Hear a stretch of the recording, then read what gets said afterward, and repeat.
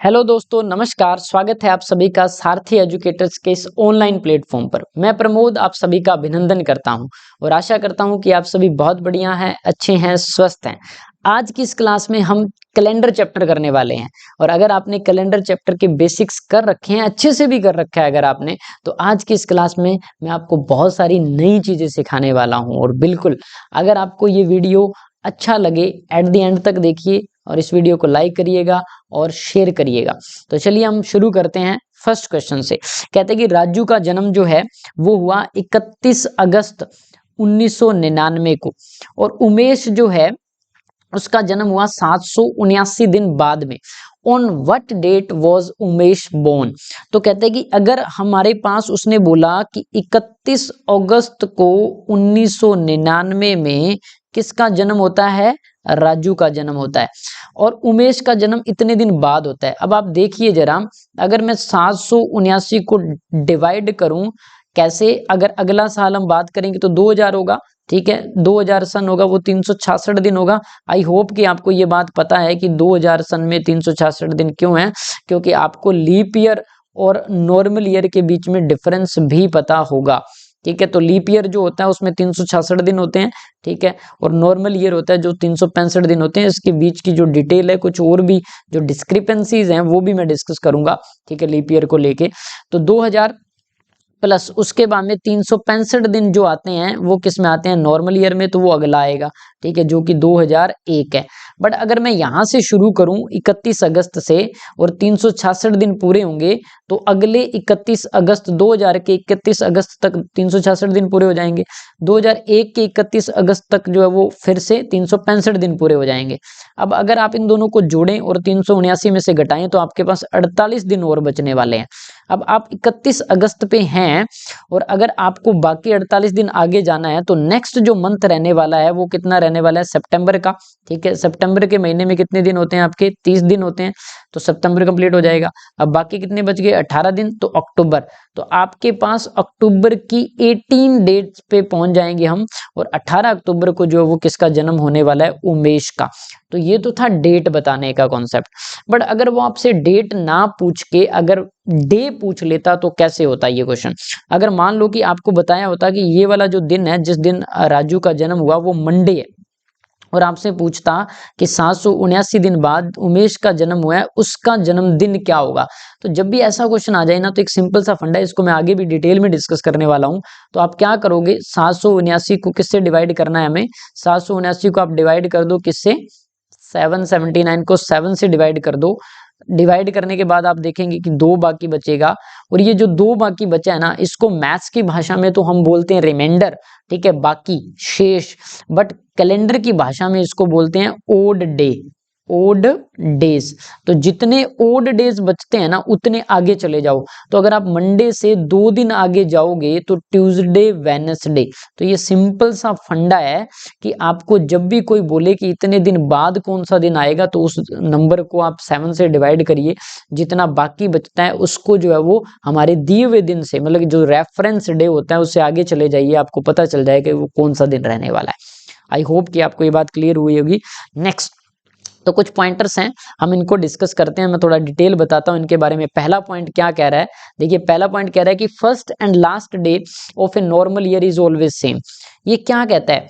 आपको पता है कि नॉर्मल ईयर में 365 दिन होते हैं, जिसको मैंने कुछ इस फॉर्म में लिखा है। 364 जो है वो पूरा 7 से डिवाइड हो जाता है और 1 बच गया, ठीक है। अब आप चेक करिए कि अगर मैं इसको एक दिन आगे लेके जाऊं तो लास्ट दिन क्या रहने वाला है। तो असल में जब भी हम पूरा डिवाइड करते हैं और डिवाइड करने के जो तुरंत बाद वाला दिन होता है ना, 7 से पूरा डिवाइड करने के जो तुरंत बाद वाला दिन होता है वो रिपीट होता है। जैसे मैं आपसे कहूँ कि अगर आज पहला दिन मंडे है, फिर मंडे कब होगा? तो आप कहेंगे 8वां दिन होगा, ठीक है। फिर मंडे कब होगा? तो आप कहेंगे 15वां दिन होगा। उसके बाद में मंडे कब होगा? तो आप कहेंगे 23वां दिन होगा। और अगर फिर मंडे पूछे तो कब होगा? तो आप कहेंगे 22वां दिन होगा। और फिर मंडे कब होगा? 29वां दिन होगा। मतलब कि 7 से टोटल डिवाइड होने के बाद तुरंत जो बाद दिन आता है वो क्या होता है? रिपीट होता है। तो इसका मतलब किसी भी नॉर्मल ईयर का ना जो फर्स्ट डे है, फर्स्ट डे कहने का मतलब अगर एक नॉर्मल ईयर है आपके पास जो उसकी 1 जनवरी है, 1 जनवरी को जो दिन आ रहा है, 1 जनवरी को जो दिन आ रहा है वही दिन जो है वो 31 दिसंबर को किसी भी नॉर्मल ईयर का रहता है, ठीक है। तो फर्स्ट और लास्ट डे सेम रहता है, इसका मतलब आप नए साल की जो 1 जनवरी होगी ना, नए साल की 1 जनवरी वो एक दिन आगे से शुरू होगी, +1 से शुरू हो जाएगी। पहली लाइन यही कहती है, ठीक है। आप इस चीज का स्क्रीनशॉट ले सकते हैं ताकि आपको ये चीजें ध्यान में रहें, ठीक है। नेक्स्ट क्या है, दूसरा पॉइंटर क्या है कि last day of a leap year, किसी लीप ईयर का, अब लीप ईयर आपको पता है 366 दिन का होता है, मैंने इसको लिखा है 364 + 1, ठीक है, 366 दिन। और ये एक दिन एक्स्ट्रा कहां से आया, क्योंकि लीप ईयर में 29 फरवरी आ जाती है, ठीक है। और आपको किसी ने ये भी बताया होगा कि कोई भी साल जो 4 से भाग होता है ना, कोई भी साल जो 4 के टेबल पे भाग होता है वो लीप होता है। पर मैं आपको बता दूं कि ये बात पूरी नहीं है, अधूरी है। कुछ ऐसे केस भी मैं आपको कराऊंगा जहां पे 4 से डिवाइड होते हुए भी वो साल लीप ईयर नहीं होता, ऐसा सेंचुरी के केस में होता है। तो आपने ये चीज भी पढ़ी होगी कि जो 400 से डिवाइड होता है, ठीक है, जो सेंचुरी 400 से डिवाइड होती है वो लीप होती है। अब आपसे अगर पूछा जाए, आप कमेंट बॉक्स में मुझे आंसर करिएगा कि 2 लीप सालों के बीच में ज्यादा से ज्यादा अंतर कितने सालों का हो सकता है। बिल्कुल, मैं दोबारा से क्वेश्चन रिपीट कर देता हूं कि what can be the maximum difference between the 2 leap years. Comment box में मुझे आंसर जरूर करिएगा ये, ठीक है। देन नेक्स्ट क्या है, तो आपके पास क्या होगा कि कोई लीप ईयर है, उसका जो पहला दिन जो होता है ना, जैसे 1 जनवरी है किसी भी लीप ईयर की, अगर 1 जनवरी को मंडे है ना, लीप ईयर की 1 जनवरी को अगर मंडे है, तो लीप ईयर के जो 31 दिसंबर है ना, उस 31 दिसंबर को ट्यूसडे होगा, ठीक है। और इसी तरह से जो नया साल है जो 1 जनवरी लेके आएगा, वो पहले दिन से पिछले साल के 2 दिन आगे होगा, तो मंडे, ट्यूसडे, वेडनेसडे रहने वाला ही, ठीक है। तो ये चीजें रहने वाली। अब कुछ और नोट मैंने लिखे हैं और बहुत इंपॉर्टेंट है, ऊपर वाले पे बेस्ड इसके क्वेश्चन आते हैं और मैं आपके क्वेश्चन भी आपको डिस्कस कराऊंगा इससे रिलेटेड। कहता है कि जो एक लीप ईयर है ना, वो अपने कैलेंडर को 28 सालों के बाद में दोहराता है। कहने का मतलब अगर मैं आपसे पूछूं कि 2020 का जो कैलेंडर है वो फिर से कब रिपीट होगा, तो वो 2048 में रिपीट होगा। अब रिपीट होने का क्या मतलब है कि मान लो कि 1 जनवरी को 2020 में मंडे था, ठीक है, तो आपसे वो पूछ ले कि फिर से 1 जनवरी को मंडे, कहने का मतलब सेम डेट सेम डे, ठीक है, सेम कोई फेस्टिवल हो, वो सारे कब सेम आएंगे, तो वो 48 में आएंगे, मतलब कि 28 सालों के बाद आएंगे। इसी तरह से एक नॉर्मल ईयर जो है, साधारण साल जो है, वो अपने आप को कितने सालों के बाद दोहराता है, 11 सालों के बाद दोहराता है। बट ये एक एक्सेप्शन है, मैंने एरो बनाया इस पे, ये एक एक्सेप्शन है कि एक ऐसा नॉर्मल ईयर जो लीप के तुरंत बाद आता हो, वो अपने आप को 6 सालों में रिपीट कर देता है। ये वाला तो केस जब 11 में, मान लो कि मैं आपसे कहूँ कि अभी 2022 है, ये कब रिपीट करेगा, तो आप कहोगे 11 ऐड करेंगे तो 2033 में रिपीट करेगा, और 2022 नॉर्मल ईयर है, ये आप सभी को पता होगा, ठीक है। बट ऐसा नॉर्मल ईयर जो लीप के तुरंत बाद आता हो, जैसे कि एग्जाम्पल दूं मैं आपको 2021, ठीक है। अब 2021 एक नॉर्मल ईयर तो है, पर ये एक लीप ईयर के तुरंत बाद आ रहा है, 20 एक लीप ईयर है उसके तुरंत बाद आ रहा है, तो ये वाला जो है ना, वो अपने कैलेंडर को रिपीट कर देगा 6 सालों के अंदर ही, 2027 में ही रिपीट कर देगा, ठीक है। इन चीजों की अगर आपको डिटेल चाहिए तो आप मेरा एक अलग वीडियो भी बना हुआ है, उसको आप देख सकते हैं, ठीक है। चलिए, कैलेंडर से जुड़ा हुआ, तो चलिए आगे नेक्स्ट क्वेश्चन करते हैं हम। इसी पे बेस्ड क्वेश्चन है जो मैंने अभी आपसे जो वो डिस्कस किया है पीछे रूल, उसी रूल पे बेस्ड ये क्वेश्चन है। क्वेश्चन नंबर 2 क्या कह रहे हैं, कहते हैं कि मंडे जुलाई 2021 को जो क्या है, मंडे है, ठीक है। आपको ये बताना है कि मार्च 7 2023 में क्या रहने वाला है, कौन सा दिन रहने वाला है। अब आप चेक करिए, आपको उसने बोला कि 26 जुलाई, ठीक है, 26 जुलाई 2021 को क्या है, मंडे है। आप मुझे ये बताओ कि अगर आप अगले साल में जाएंगे, मतलब कि आप 26 जुलाई 2022 में जाएंगे, तो कितने दिनों का फर्क पड़ेगा, अभी पीछे हम रूल पढ़ के आए हैं, 1 दिन का फर्क पड़ेगा, सेम डेट से सेम डेट, क्योंकि सेम डेट से सेम डेट 365 दिन पूरे होते हैं अगर उसमें 29 फरवरी नहीं आई तो। अब नेक्स्ट आगे बढ़ते हैं, तो आप अगले साल की 26 जनवरी पे जाएंगे जो कि 2023 की रहने वाली है। 2023 की 26 जनवरी में अगर आप जाएंगे तो आपके पास फिर से वही सेम फंडा रहेगा, 1 दिन का फर्क पड़ेगा, ठीक है, तो कुल 2 दिन का फर्क पड़ गया। ऐसा करने से तो आप 26 जनवरी पे पहुंचे, पर मुझे असल में 26 जनवरी पे नहीं जाना 2023 की, मुझे जाना है मार्च, बट इस सॉरी जुलाई, यहाँ पे जुलाई है, ये जनवरी नहीं है, 26 जुलाई है, ठीक है, जुलाई में पहुंच गए। अब आप 26 जुलाई में पहुंच गए, बट आपको पीछे जाना है मार्च में। तो अब फिर आपने ना मंथ में स्विच करना है, मंथ में पीछे जाना है। कैसे? अब आप जुलाई 26 पे हैं, तो ऐसा करने से जो जुलाई की डेट, मैं यहाँ लिख रहा हूँ इस चीज को कि 26 जुलाई को अगर आप पहुंचेंगे 2023 में, तो 2 दिन आगे चले जाएंगे। कहने का मतलब ये दिन क्या रहने वाला है? मंडे, ट्यूसडे, वेडनेसडे, 2 दिन आगे। ठीक है, ये दिन वेडनेसडे रहने वाला है। बट अगर आपको 26 जुलाई की बजाय 7 मार्च पता करना है, तो क्या करोगे? जुलाई के 25 दिन पीछे जाएंगे। ठीक है, जुलाई के 25 दिन, फिर जुलाई से पहले क्या आएगा? जून आएगा। ठीक है, जून के कितने दिन पीछे? 2 दिन पीछे। अब अगर आप किसी को ये समझ में नहीं आया कि 2 दिन पीछे कैसे आएगा, तो मैं थोड़ा सा इसके बारे में डिटेल अगर बताऊं।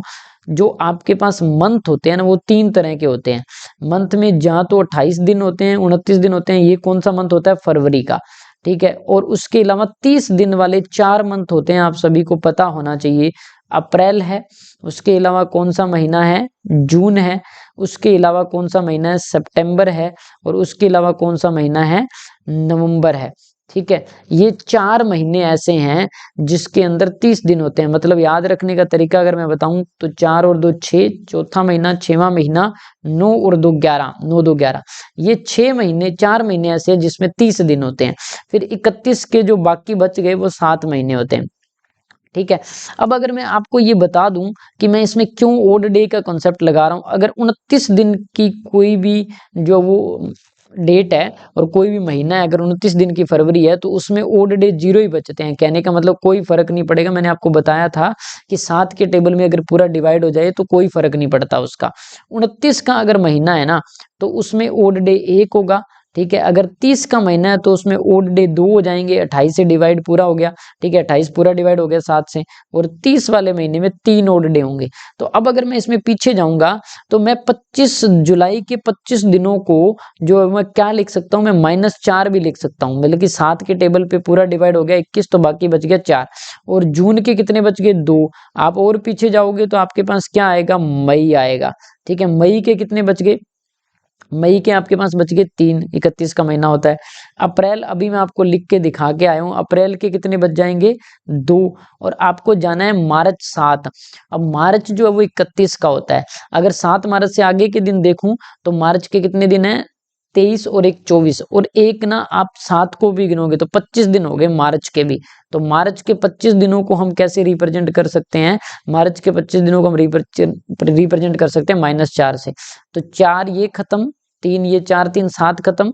ठीक है, 4 ये खत्म, 4 और 2 6, और 1 इधर से खत्म, 7। मतलब जो 7 आता है ना, वो खत्म कर सकते हो आप, आपको कोई फर्क नहीं पड़ेगा। -1 कहने का मतलब वेडनेसडे है, और इस दिन से आप एक पीछे जाएंगे तो कितना बच जाएगा आपका? ट्यूसडे बच जाएगा। ठीक है, आई होप कि आपको ये बात समझ में आई होगी। अगर नहीं समझ में आई तो आप इस वीडियो को रिवाइंड करके दोबारा से देखिए कि मैंने कैसे चीजों को कन्वे किया है। ठीक है, तो इसका आंसर ट्यूसडे रहने वाला है, तो आपका आंसर हो जाएगा ऑप्शन नंबर 2। चलिए नेक्स्ट क्वेश्चन करते हैं। कहते हैं कि कैलेंडर फॉर ईयर 1846 का जो कैलेंडर है ना, वो कौन से कैलेंडर का जैसा रहने वाला है? तो आप चेक करो कि 1846 क्या ये लीप ईयर है? नहीं है। क्या ये नॉर्मल ईयर है? बिल्कुल है।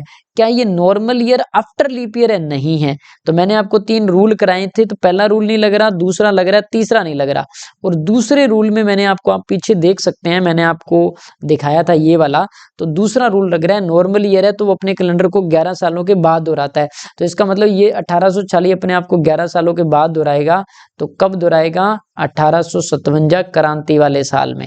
ठीक है, 1857 की क्रांति वाले साल में अपने आप को रिपीट करेगा। तो इसका आंसर हो गया 1857।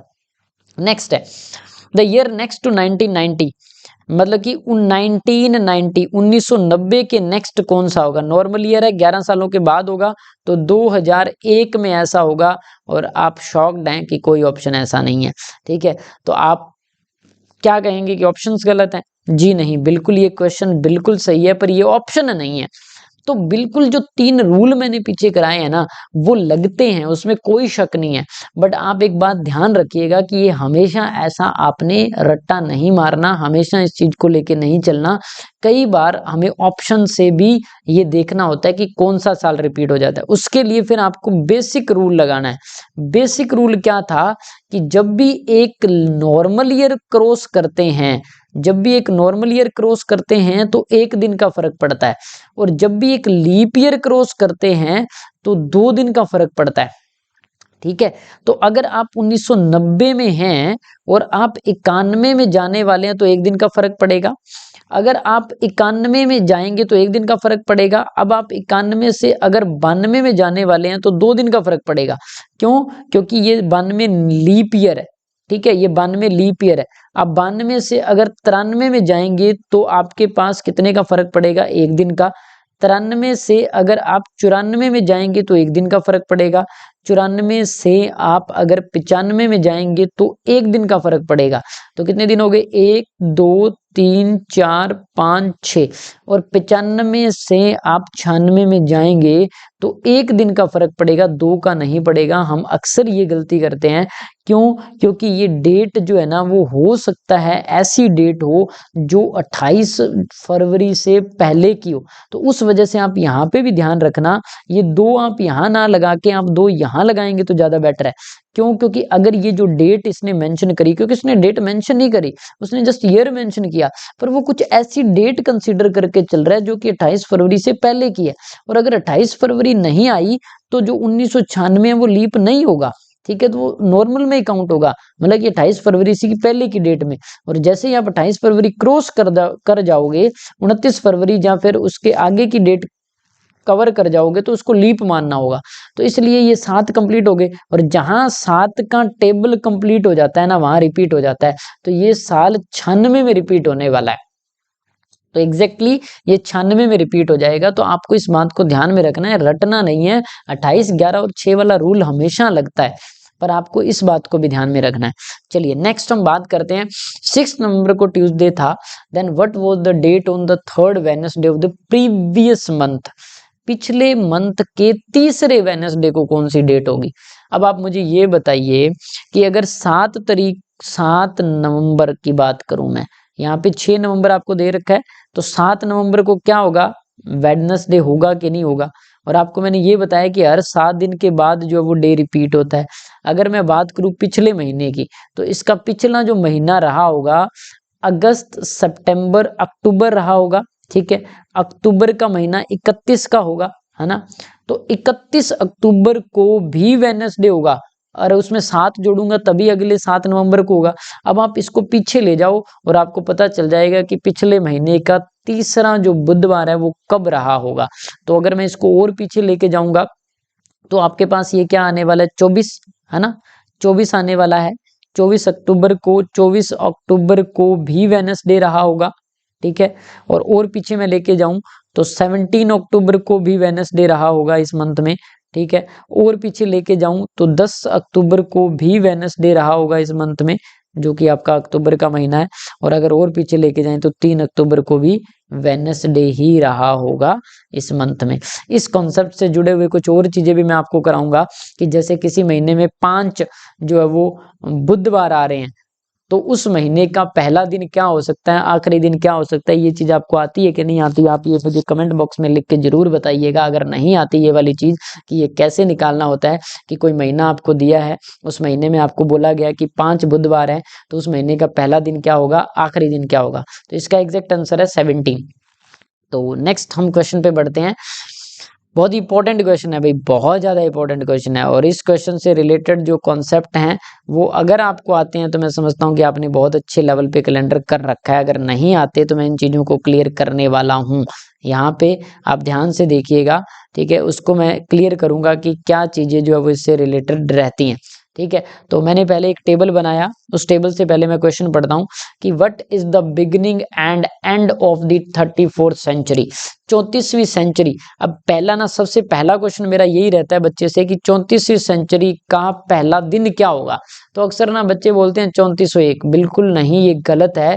3301 3301 का जो साल होगा, ठीक है, असल में 1 जनवरी 3301 जो है ना वो first day of this century रहेगा और लास्ट डे ऑफ सेंचुरी रहेगा 31 दिसंबर 3400। तो ये 3400 सेंचुरी रहेगी। अब जो सेंचुरी चल रही है वो कौन सी है, 2022 सन जो चल रहा है ना वो 21वीं सेंचुरी का पार्ट है भाई, ठीक है, 21वीं सदी में हम चल रहे हैं, ठीक है। तो 1 जनवरी 3301 को क्या था, 31 दिसंबर 3400 को क्या था, ये कैसे पता कर सकते हैं हम, तो उसके लिए एक सिंपल सा फंडा है। आप चेक करिए कि एक सेंचुरी जो है ना 100 सालों की होती है। अगर आप 100 साल आगे जाते हैं तो आपको 5 ओड डे फेस करने पड़ते हैं। ओड डेज ही जो है ना वो सेंचुरी के लास्ट डे ऑफ सेंचुरी बताते हैं। यहाँ पे मैंने XY00 लिखा, इसका मतलब अगर मैं आपको बता दूं XY00 का, तो XY जो 00 है ना उसका मतलब ये है कि यहाँ आप XY कुछ भी ले लो, पीछे 00 लग गए तो वो एक सेंचुरी होगी। अगर आप 100 साल पार करते हैं ना तो 5 दिनों का फर्क पड़ जाता है। कहने का मतलब अगर एक को मंडे था और मंडे ही था वास्तव में, तो 101 को गाइस क्या होगा, 5 दिन का फर्क पड़ जाएगा। कहने का मतलब सैटरडे रहने वाला है इस सदी का पहला दिन। और मैं आपको एक क्वेश्चन ऐसा भी कराने वाला हूं, ये जो मैं करा रहा हूं उसी से जुड़ा हुआ है। क्वेश्चन पूछता है कि एक सदी का आखिरी दिन क्या नहीं हो सकता, एक सदी का आखिरी दिन क्या हो सकता है, इस पे बेस्ड भी क्वेश्चन पूछता है। तो यहाँ पे अब आपको इस 5 से क्या पता चलेगा, तो वो भी मैं आपको क्लियर कर देता हूँ। देखिए मैंने आखिर में भी इसके बारे में डिस्कस किया हुआ है। Sunday, Monday, Tuesday, Wednesday, Thursday, Friday और सैटरडे। तो देखिए हम संडे जो है उसको पहला दिन नहीं मानते, हफ्ते का पहला दिन संडे नहीं होता, हफ्ते का पहला दिन मंडे होता है, दूसरा ट्यूसडे होता है, तीसरा वेडनेसडे, ये फोर्थ, फिर फिफ्थ, फिर सिक्स्थ, संडे सेवंथ डे होता है। या फिर मैं उसको 0 लिख सकता हूँ, 7 और 0 एक ही बात है कि 7 के टेबल में डिवाइड हो गया। तो अब यहाँ पे 5 जो है ना वो क्या रिप्रेजेंट करता है, यहाँ पे 5 जो है वो रिप्रेजेंट करता है कि आपका ये वाला दिन जो है वो फ्राइडे रहने वाला है। कहने का मतलब एक सदी का आखिरी दिन फ्राइडे हो सकता है। देन उसके बाद में नेक्स्ट क्या है, 3 का मतलब क्या है, वेडनेसडे, तो वेडनेसडे रहने वाला है एक सदी का आखिरी दिन। फिर 1 का मतलब क्या है, मंडे, मतलब कि एक सदी मंडे पे भी खत्म हो सकती है और एक सदी संडे पे भी खत्म हो सकती है। अब इसको याद रखने का सिंपल तरीका बताता हूँ, TTS का मतलब ट्यूसडे, थर्सडे और सैटरडे, ये दिन कभी सदी के आखिरी दिन नहीं हो सकते, ठीक है, ये दिन सदी के कभी भी आखिरी दिन नहीं हो सकते। आप TTS से याद रख लो आप इसको, कि ना तो ट्यूसडे सदी का आखिरी दिन होता, ना थर्सडे होता और ना ही सैटरडे होता, बाकी 4 दिन जो है वो सदी के आखिरी दिन होते हैं, ठीक है।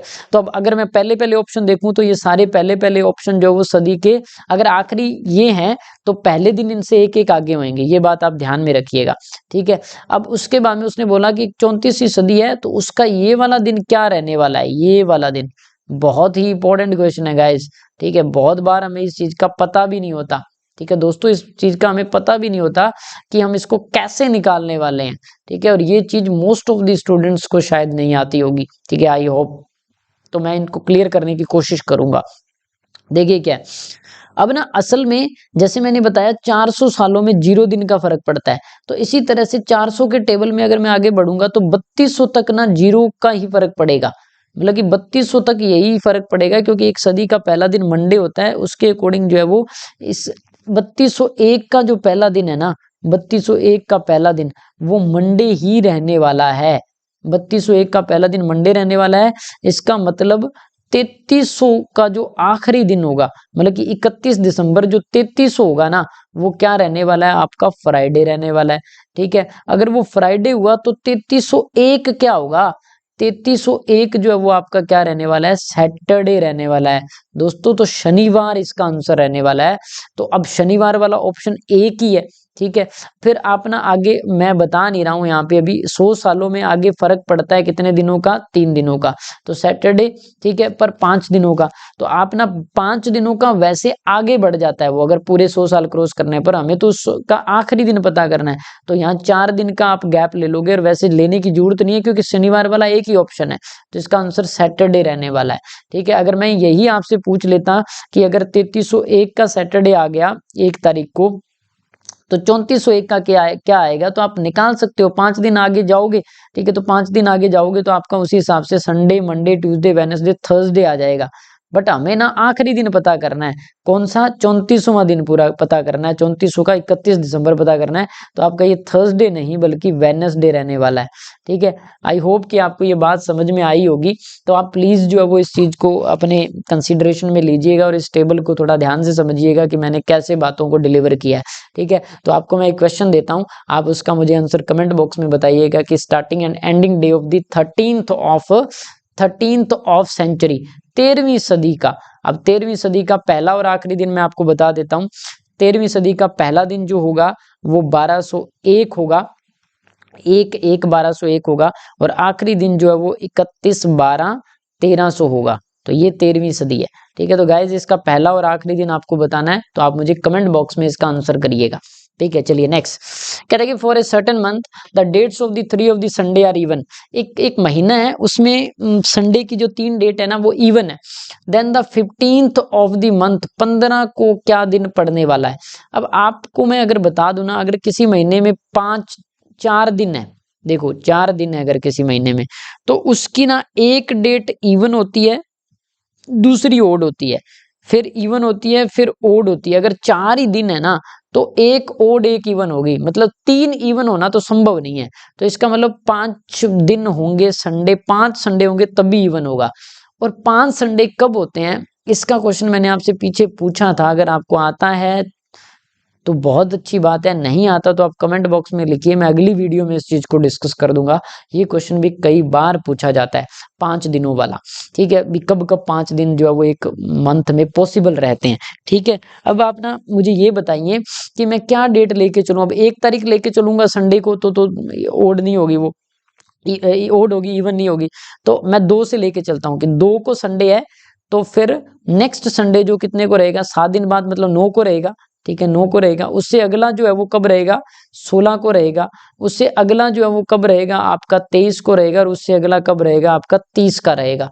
अगर 16 को संडे है, तो आपसे उसने पूछा कि 15 को क्या होगा, तो ऑब्वियस सी बात है कि 15 को क्या रहने वाला है, आपका आंसर शनिवार आ जाएगा इसका।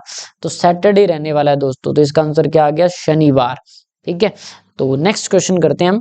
कहते हैं कि if the Republic day of India is 1980। अब आपको ना रिपब्लिक डे, मुझे उम्मीद है कि सभी को पता है कि किसको कहते हैं, 26 जनवरी को रिपब्लिक डे कहते हैं।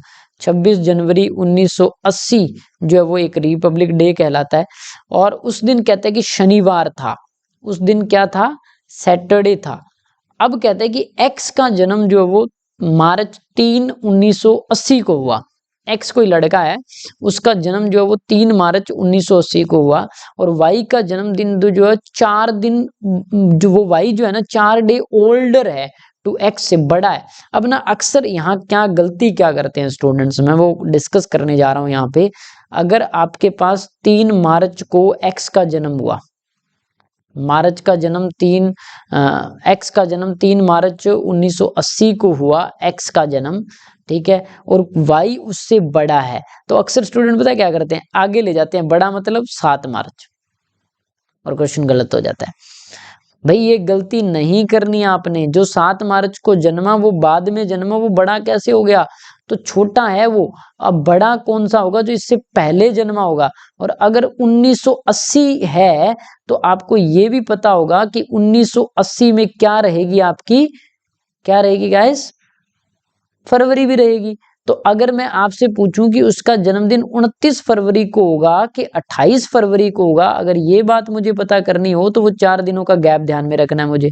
ठीक है, अगर तो उसका जन्म हुआ 29 फरवरी को, अगर उसका जन्मदिन हुआ 29 फरवरी को, तो 29 फरवरी, ठीक है, फिर फरवरी 30 की तो होती नहीं है। ठीक है, अगर 29 में मैं 4 जोड़ूंगा तो वो क्या आएगा, 33 आएगा, पर 33 आएगा तो इसका मतलब ये तो गड़बड़ हो जाएगी। इसका मतलब उसका जन्म 28 को होगा, तो 28, 29, फिर 30, 31 आएंगे नहीं, फिर 1, फिर 2 और फिर 3, मतलब कि 3 दिन, 4 दिन बड़ा है। तो 4 दिन बड़ा है तो वो ऐसे 4 दिन बड़ा होगा, बट ऐसे होगा कि बीच में 4 दिन का गैप है। ये सारी बातें ध्यान में रखनी होती है। अगर मैं आपसे कहूं कि किसी का जन्मदिन जो है वो ना 25 को हुआ और उससे कोई 4 दिन बड़ा है, उस पर्सन का जन्मदिन कब होगा? 29 को होगा। तो क्या छोड़ा बीच में? 26 छोड़ा, 27 छोड़ा, 28 छोड़ा, 3 दिन छोड़े। 26, 27 और 28, 3 दिन छोड़े बीच में, ठीक है। तो आपने 29, 1 और 2 छोड़ेंगे तब उसका जन्मदिन 3 को होगा। तो मतलब 28 फरवरी को जन्म होगा वाई का और x का 3 को होगा। तो ये बातें ध्यान में रखनी है आपने। अक्सर हम इन पे जो वो होल्ड नहीं कर पाते और क्वेश्चन हमारा गलत हो जाता है। तो अब ना मुझे 28 फरवरी की डेट का आंसर बताना है। तो बहुत सिंपल है इसको निकालना, इसमें कोई दिक्कत नहीं है, आपको कोई दिक्कत आनी भी नहीं चाहिए, ठीक है। 1 मिनट रुकिए जरा, आपको कोई दिक्कत इससे रिलेटेड आनी भी नहीं चाहिए। अब क्या है कि हमें क्या निकालना है? हमें ये निकालना है कि हमारे पास जो ये पर्टिकुलर उसने डे पूछा है, पर्टिकुलर उसने जो डे पूछा है उस दिन क्या डे रहने वाला है। तो 1980 को सैटरडे है, ठीक है। जनवरी के कितने दिन बाकी हैं? 5 दिन बाकी हैं। जनवरी 31 की होती है और मुझे 28 फरवरी का डे निकालना है। तो 28 फरवरी, तो 28 फरवरी मतलब पूरा 7 से डिवाइड हो जाता है, तो इसका आंसर 0 ऐड हो जाएगा, मतलब 5 दिनों का फर्क पड़ेगा। अब एक चीज और सिखाने वाला हूँ, 5 दिन आगे जाने की बजाय अगर आप 2 दिन पीछे भी जाते हैं ना तो भी कोई फर्क नहीं पड़ने वाला इससे। 5 दिन आगे और 2 दिन पीछे का एक ही मतलब रहता है। शनिवार से 2 दिन पीछे जाएंगे तो शुक्रवार और वीरवार, तो इसका मतलब इसका आंसर आपका रहने वाला है थर्सडे। तो आपका आंसर आ जाएगा ऑप्शन नंबर ए, ठीक है गाइस। चलिए नेक्स्ट, कहते हैं कि birthday of why was celebrated 6 days before x, मतलब कि जो एक्स है उससे 6 दिन पहले वाई का जन्मदिन मनाया गया, 6 दिन पहले। और एक्स का जन्म कब हुआ है? एक्स का जन्म हुआ है 4 अक्टूबर को, ठीक है, 4 अक्टूबर को 1999 में। अब आप मुझे बताएंगे क्या कि अक्टूबर में कितने दिन होते हैं? अक्टूबर में 31 दिन होते हैं। इससे पहले वाला दिन कौन है? सितंबर, और हमें 4 दिनों का गैप डालना है। तो इसका मतलब 30 सितंबर, अगस्त, सितंबर, अक्टूबर, 30 सितंबर 1999 को अगर उसका जन्म हुआ होता तो वो 4 दिन बड़ा होता। कौन कौन बड़ा होता 4 दिन? वाई। बट उसने बोला कि 6 दिन पहले, तो 6 दिन पहले है तो इसका मतलब वो कब जन्म हुआ होगा उसका? 28 सितंबर को, 28 सितंबर को जन्म हुआ होगा किसका? वाई का। तो वो 6 दिन बड़ा होगा किससे? एक्स से, मतलब ये 6 दिन का गैप रहने वाला है, ठीक है। अब वो कहते हैं कि उस साल में इंडिपेंडेंस डे को क्या था? संडे था, मतलब कि उस साल में 15 अगस्त को, इंडिपेंडेंस डे मतलब 15 अगस्त को उस साल में संडे था।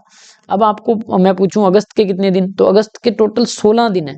अब देखो गाइस 16 दिन नहीं लिखने, 16 दिन को अगर मैं 7 से डिवाइड करूंगा तो बाकी कितना बचता है? 2 बचता है। तो आपने जस्ट रिमाइंडर लिखना है यहाँ पे। तो अगस्त के 2 दिन आ जाएंगे, अगस्त के 2 दिन। सितंबर के कितने दिन? आपको सितंबर में पहुंचना है, 28 सितंबर है तो 28 दिन का मतलब पूरा 7 से डिवाइड तो 0, तो मतलब 2 ही दिन का फर्क पड़ेगा। तो संडे, मंडे और ट्यूसडे, मतलब वाई का जन्म जो कि 28 सितंबर को हुआ, उस दिन वार जो रहने वाला है वो ट्यूसडे रहने वाला है। और आपका आंसर ऑप्शन नंबर 2 में पड़ा हुआ है गाइस, ठीक है। चलिए दोस्तों नेक्स्ट हम करते हैं रैंडम डेट निकालना।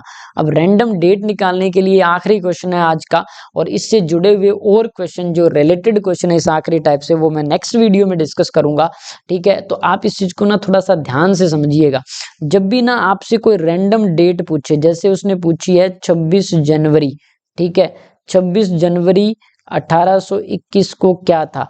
अक्सर ना क्या होता है, जैसे मैं आपसे पूछूं कि 15 अगस्त 1947 को क्या था? अगर आप मुझे सुन पा रहे हो और मैं आपको सुन पा रहा हूं ना, तो आपकी आवाज आ रही है फ्राइडे, ठीक है। तो रियल में बहुत सारे स्टूडेंट्स जो है मुझे ऐसे मिलते हैं जो इसका आंसर दे देते हैं जल्दी से, सेकंड्स में, फ्राइडे, बिल्कुल 15 अगस्त 1947 को शुक्रवार था। पर दोस्तों क्या आपको सभी डेट्स उनके डे के साथ याद हो सकती है क्या? नहीं हो सकती। अब 26 जनवरी 1981 पूछ लिया उसने, ठीक है, 1821 पूछ लिया उसने, तो नहीं याद होगा आपको। तो इस चीज को निकालना कैसे है? हाँ, कुछ ऐसी स्पेसिफिक डेट्स आप याद रखते हैं तो ये बहुत अच्छी बात है, सेकंड में आंसर मिल जाता है तो आपका काम आसान हो जाता है, टाइम बच जाता है। और competitive exam is all about timing, मतलब कि आप जितना टाइम जो वो कम लगाते हैं, ठीक है, जितना आप जल्दी चीजों को सोल्व करते हैं उतना आप जो है वो आगे बढ़ते हैं कंपटीशन में और बहुत ज्यादा अटेम्प्टेशन कर पाते हैं। अब असल में इसमें 4 चीजें आपको दिख रही होंगी, 5 बेसिकली, ठीक है। क्या? 26 जनवरी क्या है? एक पर्टिकुलर डेट है, ठीक है। और जनवरी क्या है? एक पर्टिकुलर मंथ है, ठीक है। और आपके पास यहाँ 3 चीजें हैं। क्या? एक तो 1821, तो ये सेंचुरी है। अब 1821 कौन सी सेंचुरी है दोस्तों? ये 19वीं सेंचुरी है, ठीक है, 19th सेंचुरी है। फिर क्या है? आपको 21वें साल में जाना है, तो एक आपको चीज यहाँ पे ईयर ध्यान में रखनी है। फिर आपको ये ध्यान में रखना है कि इतने सालों में लीप ईयर कैसे आए। अब ना 2 चीजों में अक्सर स्टूडेंट गलती करते हैं, एक तो ओड डे निकालने में और एक लीप ईयर निकालने में। ओड डे अगर आपको निकालने पड़े, अगर आपको ओड डे निकालने पड़े तो वो दोस्तों 7 से डिवाइड करके निकलते हैं, और अगर आपको लीप ईयर निकालने पड़े तो वो 4 से डिवाइड करके निकलते हैं। तो आपने ध्यान रखना है इस बात का। तो अगर आप इसको 4 से डिवाइड करें तो इसमें लीप ईयर कितने आएंगे, और लीप ईयर वो सिर्फ निकालने किसमें है? इन सालों में, पूरी सेंचुरी में नहीं निकालने। तो ये 5 चीजें यहाँ पे जो वो अक्सर हमें ध्यान में रखनी होती है। अब इसको करने का मेथड क्या रहता है कि आपको जब भी एक रैंडम डे निकालना होता है, अगर आपको रैंडम डे निकालना होता है तो वैसे निकालते हैं कि आपके पास डेट क्या है, जो आपने डेट लिख रखी है, प्लस डेट के बाद में आपके पास जो मंथ है ना उसका कोड क्या है। अरे ये क्या बोल दिया मैंने, मंथ कोड, वो तो पता ही नहीं है हमें। तो बिल्कुल मैं आपको आगे अगली स्लाइड में ये चीज डिस्कस करने वाला हूँ कि क्या रहता है। मंथ के बाद में सेंचुरी का कोड, आपके पास जो सदी है उसका कोड क्या है, प्लस आपके पास ईयर कौन सा है, जो ईयर जैसे कि 2 यहाँ पे 21 है, 1821 मतलब 21। और उसके बाद में हमें ये याद रखना है कि लीप ईयर कितने आए, ठीक है, लीप ईयर कितने आए हैं। आपने लीप ईयर इस सारे को किससे डिवाइड कर देना है? 7 से। जो बाकी बचेगा यहाँ पे 7 से डिवाइड करने पे जो रिमाइंडर बचेगा उसको आपने इस टेबल में देखना है। चलिए मैं डिस्कस करता हूं कि जैसे मैंने बोला सेंचुरी कोड, अगर आपके पास 1600 से लेके 1699 तक की कोई सेंचुरी का साल आ जाए तो आपका जो आंसर है वो कोड 6 रहेगा, ठीक है। अब गाइज मैं आपको ये बता दूं कि अलग अलग टीचर इसको अलग अलग तरीके से कराते हैं इस क्वेश्चन को। अगर आपने किसी से पढ़ रखा है तो बहुत सारे टीचर जो है वो इसको कराते हैं इस मेथड से भी, ठीक है, इसको इस मेथड से भी कराया जाता है। जैसे कि अगर मैं आपसे पूछूं कि अगर इसको मैं आगे बढ़ के बताऊं तो ये होता है 3, 1 मिनट रुकिए जरा,